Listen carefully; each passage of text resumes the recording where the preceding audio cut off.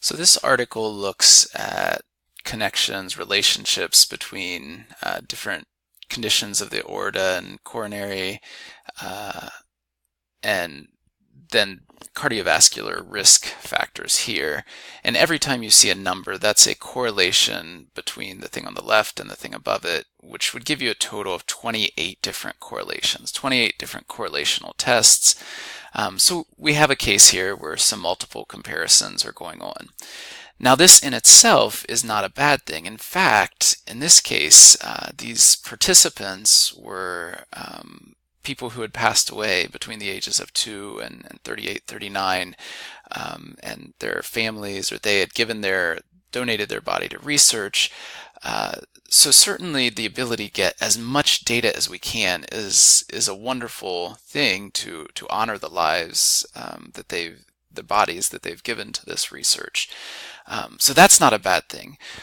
What we do want to be careful of is the fact that if we conduct these 28 tests, even if there's no relationship between any of these things and any of these things, just by pure randomness alone, the people who happen to be in the studies, the way the measurements are done, by pure randomness alone, we're going to have a few significant results, statistically significant results.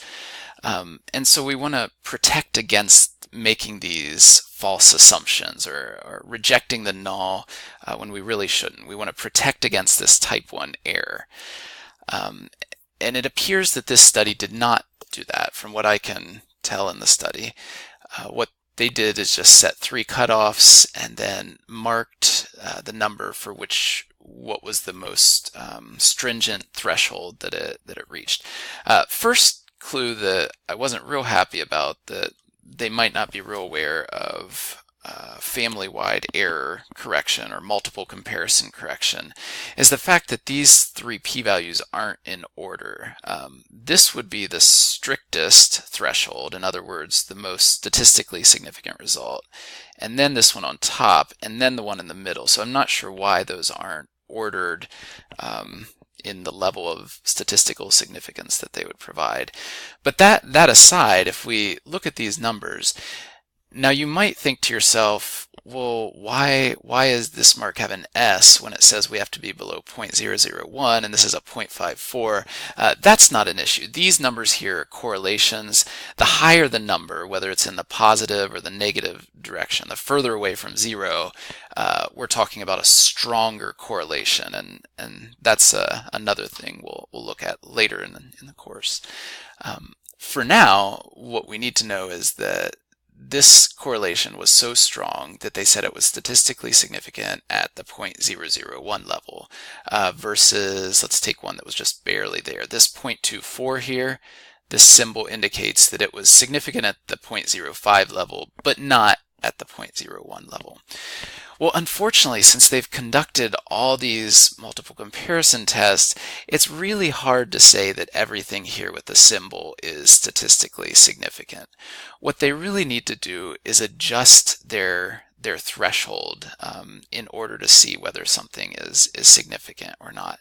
So let's take the 0.05 level, for example. Since we have 28 tests, let me pull this up. I'm going to make a real quick Bonferroni correction here. So at the 0.05 level, I'm going to divide by 28. So I'm just taking the significance level and dividing it by the number of tests that were conducted. I'm pressing enter. You could do this on a calculator, by the way. I'm just doing it on Google. What we'd really like to see would be a result that's less than 0.0017 or 0.002. If we're going to run this many comparisons, we'd like to see something under this level in order to say that overall, if we're consistent with that method overall, that would be like the typical 5.05 significance level. So that corrects for all these multiple comparisons we've done. So really, if we want to be more correct about this, it's really only the things that have this symbol. So for example, combination between total cholesterol and fatty streaks in the aorta, that would be even significant at the 0.05 level. same thing right here. So these 5 here with the S's, there's a pretty good chance they really are statistically significant. Now, if we wanted at the 0.01 level, again, we would take 0.01, divide by 28. So they really should be comparing it. They should be looking for things that are below this cutoff.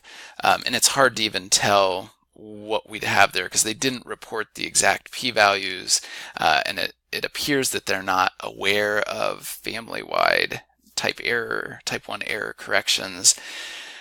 So because of that, if I were looking at this study, I'd be reasonably convinced about these ones with the S's, but the other ones, it's very possible that it was just random chance alone. Now, it might be worth, again, since these things might be hard, we really have to have an autopsy perhaps to get data this accurate. I'm not sure about that. If that's the case, these might be things worth looking into in the future, but they're not significant at the level reported here. That's certainly an inflation of how important they actually are.